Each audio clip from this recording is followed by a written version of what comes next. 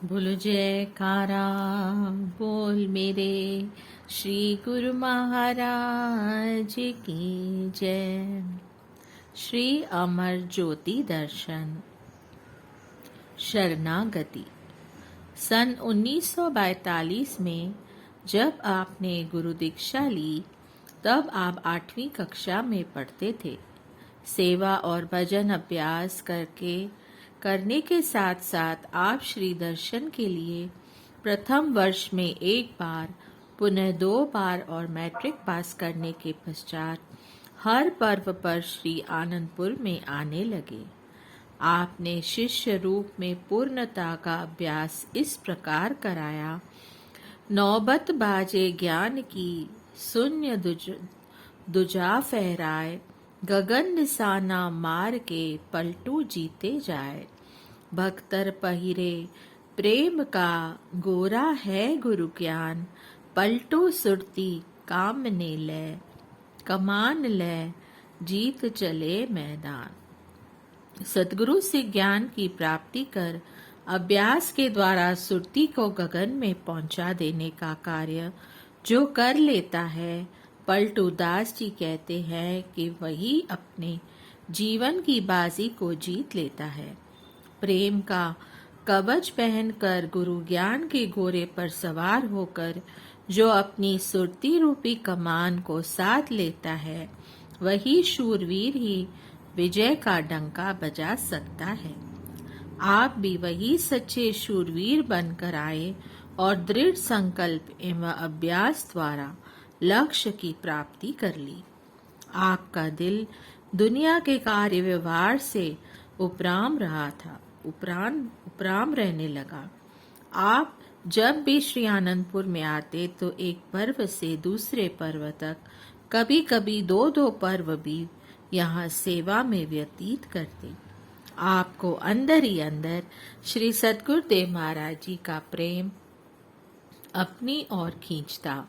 आपकी व्याकुलता जब अत्यधिक बढ़ जाती तो आप शीघ्र घर से श्री दर्शन के लिए चल पड़ते।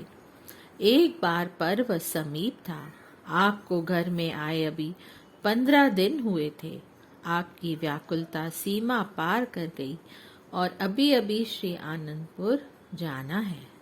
आप किसी को कहना उचित न समझकर शीघ्रता से बहन के घर गए। वह चूंकि हर समय आपके दिल की भावनाओं को पूरा करने के लिए साथ निभाती थी। आपने उससे कहा कि हमारा दिल श्री दर्शन के लिए विह्वल हो रहा है।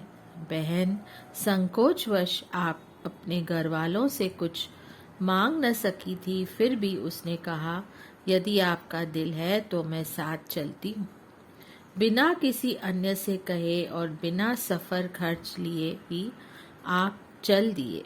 घर से स्टेशन के मार्ग में बाजार में आपने अपने कान के सोने की बाली उतार कर बेच दी और सफर खर्च पूरा किया। आप उस समय वह दर्शा रहे थे कि जब इंसान के अंदर प्रेम ठाठे मारता है, व्याकुलता और जिज्ञासा बढ़ जाती है तो कुदरत भी साथ देती है। कोई न कोई रास्ता अवश्य लक्ष्य तक पहुंचाने के लिए मिल जाता है। जब आप श्री आनंदपुर पहुंचे तो श्री सद्गुरुदेव महाराज जी कार में विराजमान होकर आपकी इंतजार में मानो राह देख रहे थे। जहां प्रातःकाल की सामूहिक विशेष सेवा चल रही थी, वहां महात्मा रोशनानंद जी को साथ लेकर बिना श्री भोग लगाए ही श्री आनंदपुर से बाहर की सड़क पर पहुंचे। आपको वहीं मार्ग में श्री दर्शन एवं प्रवचनों से निहाल कर दिया। महात्मा रोशनानंद जी को कहा, महात्मा जी, इनका दिल अब घर में नहीं लगता, अभी कुछ समय पश्चात ही स्थायी रखेंगे। हमें भी समय का इंतजार करना है और इन्हें भी करना पड़ेगा। घर इनका अपना है, यहीं रहेंगे।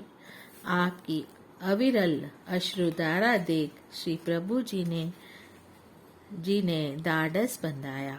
महात्मा जी ने अपनी बुद्धि अनुसार कहा, श्री गुरु महाराज जी सबको अपना बनाते हैं, कोई बने तो सही। वे यह नहीं जानते थे कि श्री सद्गुरुदेव महाराज जी का संकेत किस ओर है। उस समय श्री आनंदपुर में उबड़ खाबड़ लाल मिट्टी के टीले, घनी झाड़ियां युक्त स्थान पर जगह जगह पर सफाई की सेवा चल रही थी।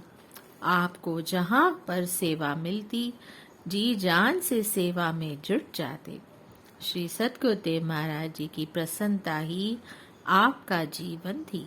सदा आपको देखकर वे प्रसन्न हो, बस यही चाह थी। श्री सद्गुरुदेव महाराज जी, श्री तृतीय पातशाही जी दिन रात सेवा करवाने में संलग्न रहते थे। श्री आनंदपुर की धरती को आबाद करना एवं संस्कारी गुरुमुखों के दिल को रूहानी धन से मालूमाल करना, यही सर्वोत्तम कार्य था।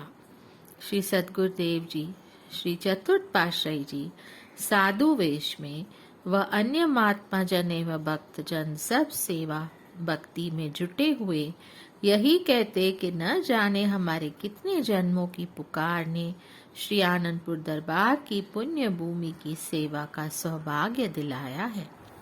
पूर्ण सतगुरु मिले, हृदय आनंद से के आनंद के कमल खिले। श्री गुरु महाराज जी चुनी हुई संस्कारी रूहों को यहाँ बुला रहे थे, अपने संग मिला रहे हैं। आत्मा का परमात्मा से मिलन हो रहा है। श्री सतगुरुदेव महाराज जी भी मौजवश कभी कभी सब गुरुमुखों को फरमाते, लाल रंग की मिट्टी सब लाल ही लाल। त्रेता में एक ही हनुमान था, अब यहाँ सब हनुमान ही हनुमान बन गए। आपकी श्री पंचम पातशाही जी की ओर मुस्कुराते और निहारते और फरमाते कि राम भी इनके साथ है। उस समय सब गुरुमुख जन श्री सद्गुरुदेव महाराज जी, श्री तृतीय पातशाही जी को श्री राम भगवान हमारे साथ हैं यह अनुभव कर खुशी में झूमते। आप श्री आज्ञा अनुसार श्री आनंदपुर में सेवा करके घर लौट आते। आपने एक बार श्री व्यास पूजा के पर्व पर भक्त दुर्गादास जी को श्री आनंदपुर जाने की अभिलाषा व्यक्त की। उस समय पंजाब मेल गाड़ी बीना स्टेशन तक आया करती थी। आपने टिकट रिजर्व कराने की कोशिश की, परंतु रिजर्वेशन नहीं मिली। जहाँ निश्चय में दृढ़ता हो, वहाँ ये विघ्न बाधाएं कोई महत्व नहीं रखती। आप सामान्य टिकट लेकर स्टेशन पर पहुंचे और देखा कि गाड़ी के चलने का समय हो गया है। आप लगभग दौड़कर ट्रेन में चढ़ गए। जल्दबाजी में भक्त दुर्गादास जी आपसे बिछड़कर किसी अन्य बोगी में चढ़ गए। आप जिस बोगी में चढ़े वह सारा डिब्बा यात्रियों से खचाखच भरा हुआ था। अत्यधिक भीड़ होने के कारण आगे खड़े हुए यात्री आपको चलती ट्रेन से उतारने की चेष्टा करने लगे, लेकिन गाड़ी की रफ्तार चूंकि तेज हो चुकी थी, इसलिए वे ऐसा न कर पाए। आप उल्टा मुंह करके सीढ़ियों में ही खड़े रहे। उसी डिब्बे के ही पीछे और कुछ मिलिट्री वाले बैठे हुए थे।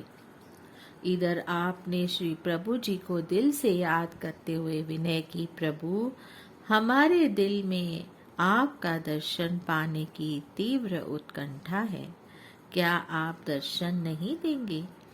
जैसे ही आपने महाप्रभु जी को स्मरण किया, आपने अनुभव किया कि उसी क्षण ही श्री तृतीय पातशाही जी महाराज जी ने आपको पीछे से आकर पकड़ लिया। मिलिट्री ऑफिसर जो खिड़की में से झांककर बाहर की ओर देख रहा था, उसकी दृष्टि आप पर पड़ी। आपके पीछे एक अद्भुत दिव्य प्रकाश को देखकर वह झटपट उठा और आपको